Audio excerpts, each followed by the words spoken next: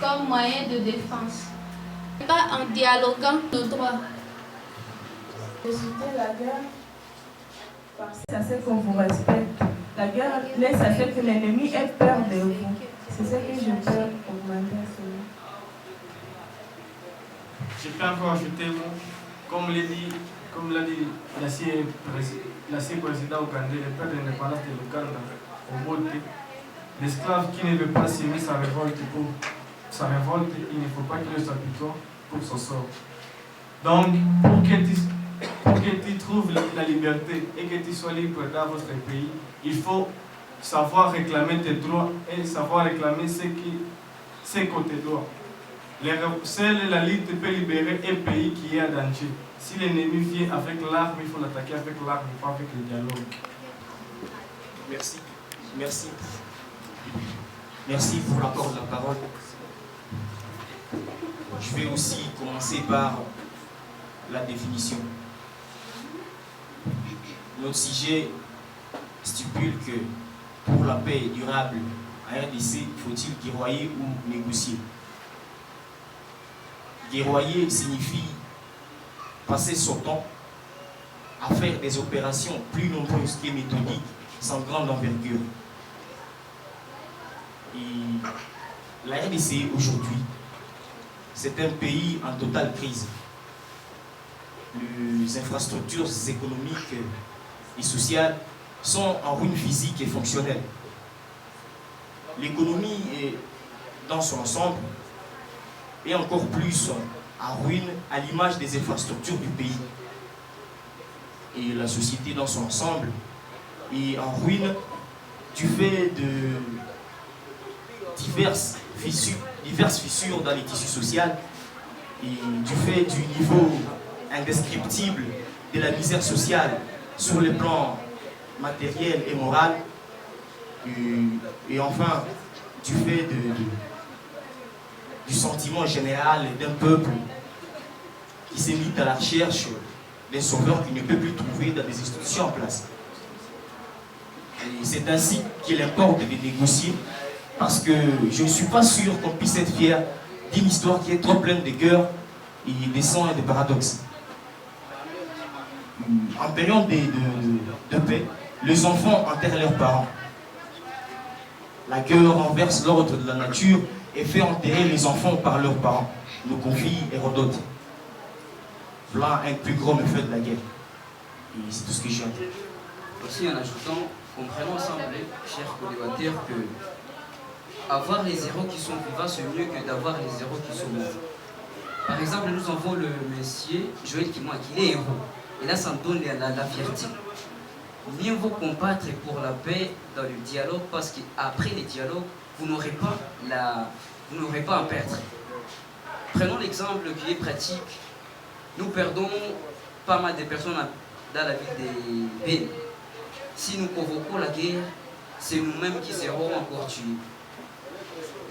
Là où se battent deux éléphants sur les herbes qui sont victimes en fait. Vous voyez ça. Par rapport au sujet, j'irai par une citation de Nelson Mandela qui dit « La paix est un fruit qu'on récolte de la négociation ». Ainsi donc, chers co-débatteurs, chers publics, chers membres du jury, nous vous dirons que c'est par la négociation qu'on peut avoir une paix durable. Parce que quand on parvient à vaincre bien sûr l'ennemi, il partira pour se préparer. Et lui, il n'aura rien à perdre, c'est nous qui aurions déjà perdu. Et si nous prenons l'exemple en histoire, en 1914, à moins que je me trompe, la toute première guerre mondiale qui avait donné naissance à la SDN, Société des Nations. C'est autour de la table que la guerre était finie. Prenons l'exemple de l'ONU en 1945. C'est autour de la table, parce qu'on avait vu que, œil pour œil, dent pour dent, qui est la loi des Talions, tout le monde serait des aveugles. Et si on fait la guerre aux Guerrois, on aura beaucoup perdre, le pays ne pourra pas évoluer comme il le faut. Il sera minimisé par rapport aux autres nations. Et si donc il faut négocier pour que l'ennemi soit convaincu que réellement il n'a pas de raison. Car si vous cherchez à vaincre un ennemi Et par force, il partira, il fuira bien sûr, mais il reviendra. Prenons l'exemple des M23. Ils sont encore là, ils étaient partis et ils sont revenus. On les avait battus bien sûr, mais ils sont là. Si on avait négocié, ça serait quelque chose de bien parce qu'on aurait déjà convaincu l'ennemi. Merci beaucoup. L'équipe a 3 minutes, donc au besoin, chaque personne, 1 minute, 1 minute. Maintenant, la guerre. Vous avez dit que on perd plusieurs personnes. On peut perdre plusieurs biens aussi. Mais alors moi je me dis souvent, on dit pour gagner, il faut d'abord perdre. Il faut d'abord mettre des moyens en jeu.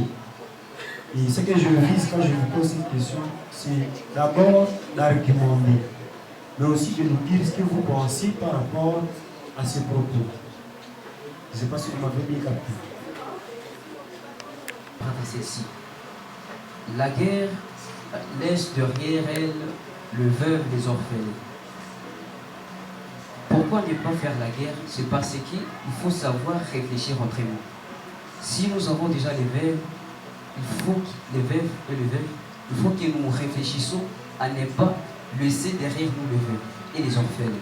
C'est pourquoi nous ne devons pas procéder avec la guerre, nous devons procéder avec le dialogue, parce qu'avec le dialogue, rien ne se perd. Et en récapitulant ce qu'a dit mon ami, je dirais que pour la guerre,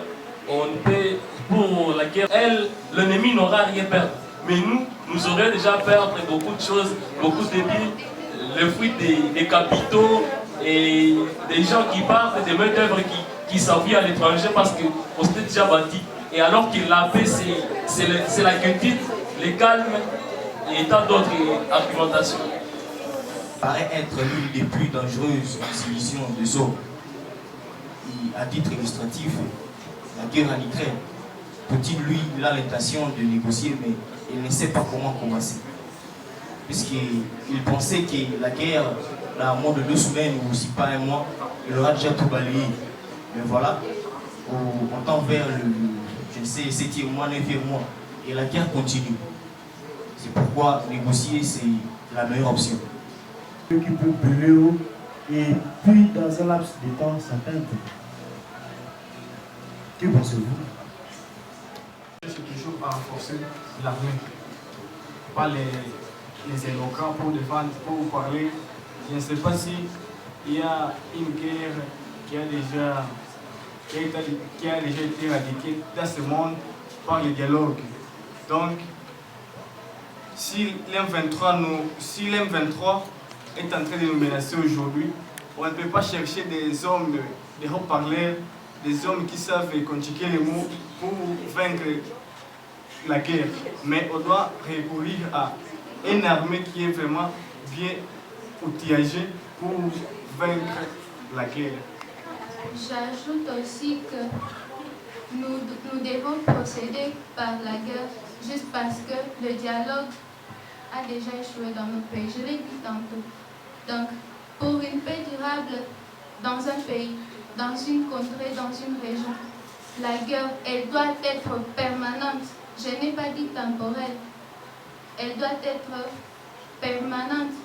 Je vais donner l'exemple de la Russie. Est-ce que la Russie s'était bâtie une seule fois contre l'Ukraine? Je ne pense pas. Donc, les armées doivent être à ses gardes. Et surtout dans notre pays où nous sommes menacés, ils cherchent à avoir nos propres intérêts auxquels ils n'ont pas droit, je peux dire.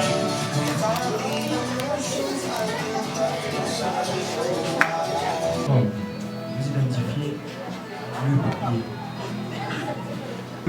Et au pluriel, vous écrivez arc-en-ciel. Arc-en-ciel. Deuxième mot, vous écrivez le nom de l'évangéliste, Matthieu. Matthieu. C'est un évangéliste. Vous écrivez Matthieu. Matthieu. Au troisième niveau, vous écrivez les groupes de mots concours d'éloquence. Vous écrivez les groupes de mots concours d'éloquence. Guerroyer, le verbe guerroyer au futur simple à la première personne du pluriel. Là, c'est le premier tiré. Dialoguer au passé simple, la deuxième personne du pluriel. Simple, la première personne du pluriel. C'est un verbe relatif au terme, falsifié. Voilà, vous conjuguez ces verbes au mode éducatif. Quand figure simple, troisième personne du pluriel.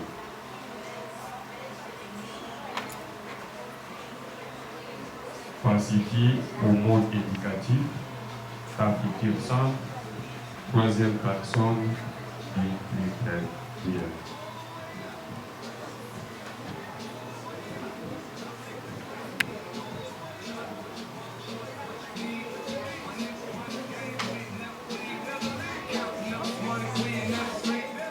Vous avez fini. Si vous avez fini, remettez le papier.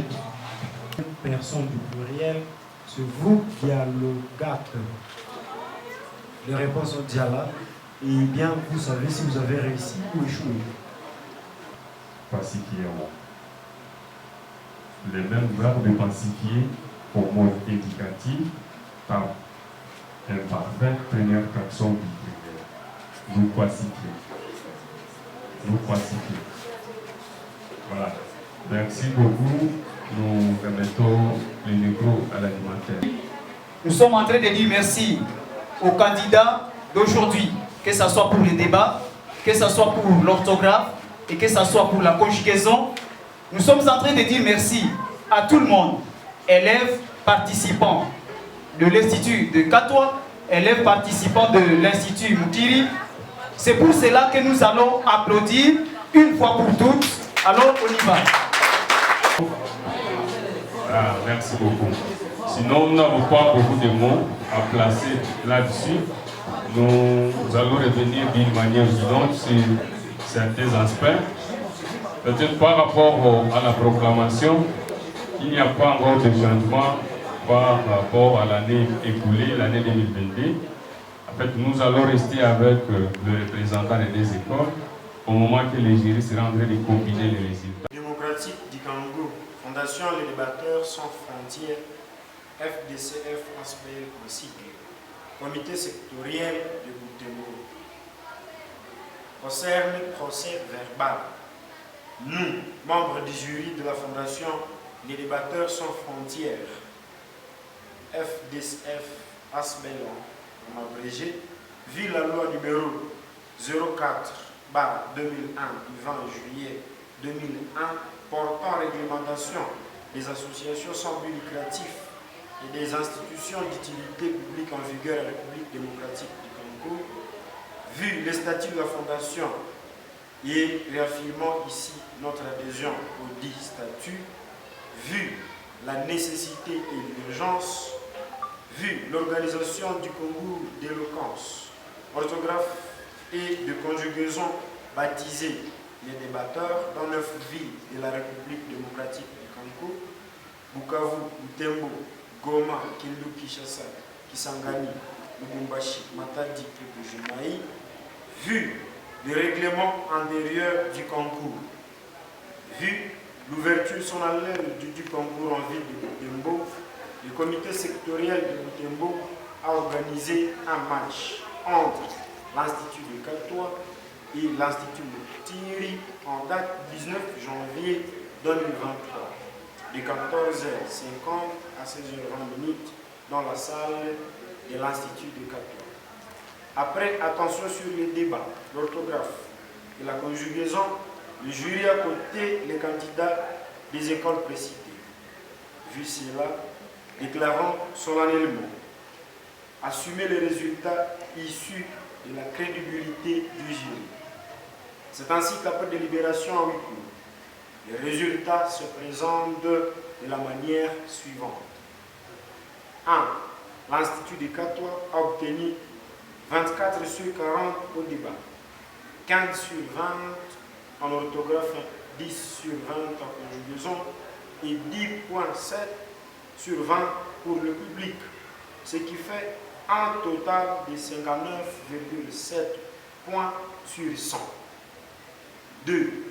L'Institut Moutiri a obtenu 24,8 sur 40 au débat, 16,25 sur 40 en orthographe, 10 sur 20 en conjugaison et 15,1 sur 20 pour le public, ce qui fait un total de 66,15 points sur 100. Ainsi, en attendant une éventuelle contestation sur le résultat dans les 48 heures qui suivent, proclamons provisoirement l'Institut Moutiri comme le gagnant du match à la faveur de l'Institut Ikatois, fait à Butembo le 19 janvier 2023. Président du jury, Kambale Sofio, secrétaire Fiston Mbale, représentant du comité sectoriel Serge Mouveré, témoin école 1 Moulinda Pesserek Kalibanda, témoin école 2 Luanzo Sindani.